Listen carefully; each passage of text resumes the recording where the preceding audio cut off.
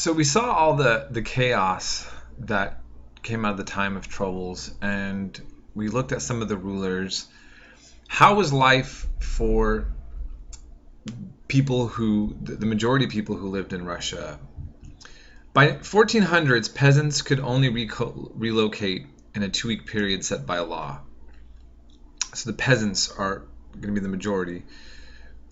There were so many that would flee that there was forbidden years to do that. And then in 1649, law made peasants perpetually bound to their landlord's estate. If you remember, we talked about the nature of Prussian peasants.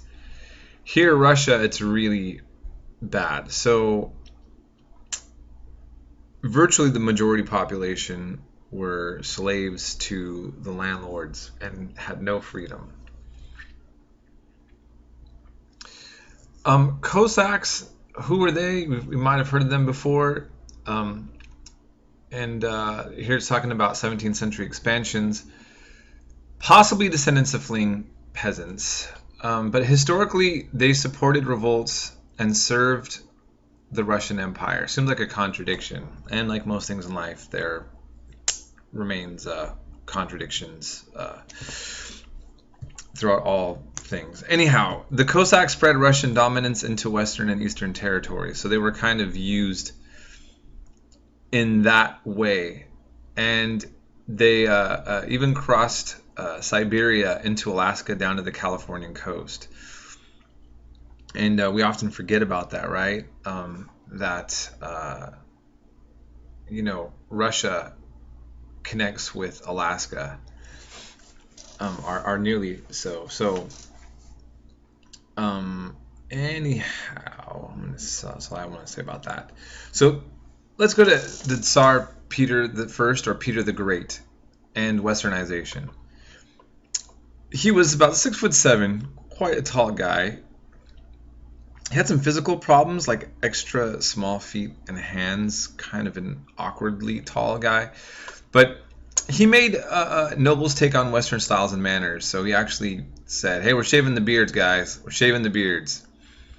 And he ended seclusion of women, adopted Western calendar, simplified the Russian alphabet, added the printing press, schools, created the first Russian navy, and made a new capital of St. Petersburg.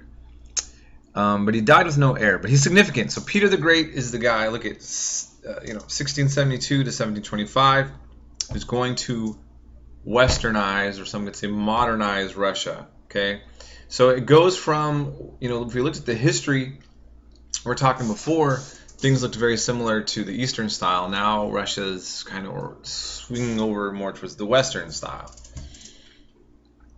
and also expanding its territories as well, like all of Europe. Now we're seeing Muscovy evolved into the Russian Empire. Okay, so another Russian ruler that we'll just kind of cover in these little brief surveys is Catherine the Great, and she brought in enlightenment and expansion. So I think the two, between Peter the Great and Catherine the Great, we really see Russia opening up into the Western world. She was a German princess married to Peter III. She killed her husband in a coup, and became Empress of Russia. He was kind of seen as inept in a lot of ways. She modernized, reformed, and expanded Russia. And she bought into that idea, remember, we just talked about the enlightened absolutism. She really believed in the power of the monarchy. And she tried to restore the Byzantine Empire at her expense, and she even named her second grandson Constantine. So it's really interesting how she comes as a German princess and then really takes on this role of trying to turn Russia into this major superpower that is incorporated into the trends, the intellectual trends of the day.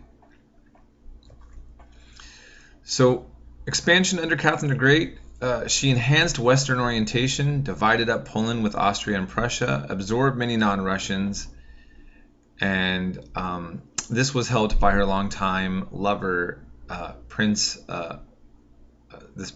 Potemkin. Potemkin. Oh my goodness, I'm not doing my Russian any justice right now, or my French. In any case, she's quite significant. Leader of Russia. She was much maligned in ways that I think were more gender biased sometimes than actually like issues about her rule. Although you could legitimately criticize aspects of her rule, but I believe there was a rumor that she died from having sex with a horse and some nonsense like that. Okay, so that's it. And I think between the videos, you've got a really good feel for this chapter. And I hope that all's been well with the exam. Okay.